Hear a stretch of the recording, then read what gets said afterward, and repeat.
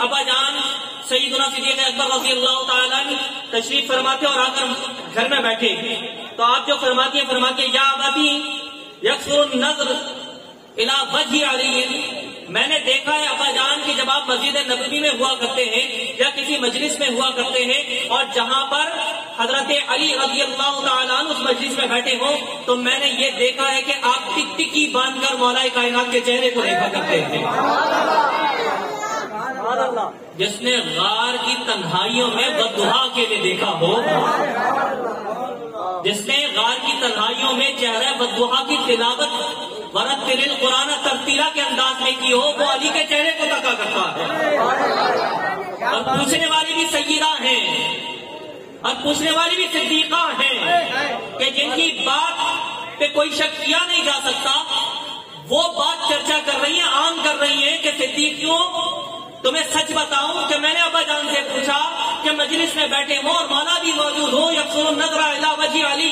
میں نے دیکھا ہے اکثر آپ کی نظریں حضرت علی کے چہرے پر ہوا کرتی ہیں۔ ابا جان اور اصحاب بھی تو ہوا کرتے ہیں، وہ بھی تو محبوب کے صحابی ہیں، لیکن آپ حضرت علی کو تکا کرتے ہیں۔ تو آپ نے ارشاد فرمایا کہ میں نے خود محبوب دو عالم سید عالم صلی اللہ علیہ وسلم سے سنا ہے، میں نے خود سنا ہے، قسم کھا کر فرمایا اس ذات کی قسم ہے جس کے قبضے قدرت میں ساری کائنات کی جان ہے، اس ذات کی قسم کھا کر کہتا ہوں میں نے خود محمد الرسول اللہ سے سنا ہے النظر الی علی عبادت،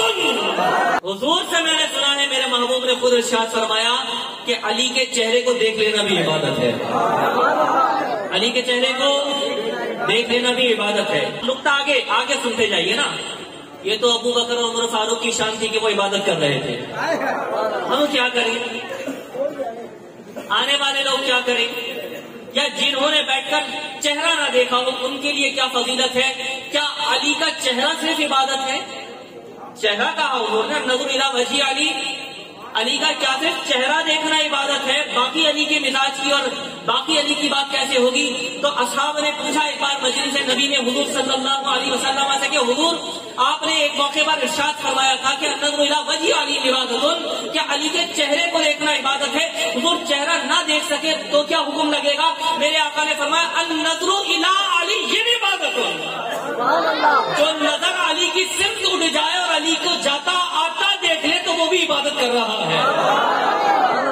علی کو صرف دیکھ لینا عبادت ہے، جو چہرہ میں دیکھ سکے، وہ جھلک دیکھے، آتا جاتا دیکھے تو وہ بھی عبادت کر رہا ہے۔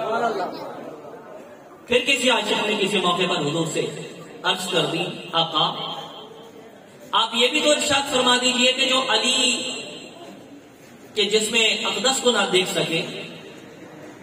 ان عاشقوں کے لیے کیا ہوگا؟ میرے آقا صلی اللہ علیہ وسلم نے یہ بھی ارشاد فرمایا کہ جو علی کا چہرہ نہ دیکھ سکا ہو، جو علی کے جسم اقدس کی زیارت نہ بھی کر سکا ہو، لیکن اس کو یہ موقع میسر آ جائے تو ذکر علی عبادت، علی کا نام لینا ذکر کرنا بھی عبادت ہے۔ علی کا نام لینا اور علی کا ذکر کرنا بھی عبادت ہے، اس لیے ہم علی علی کیا کرتے ہیں۔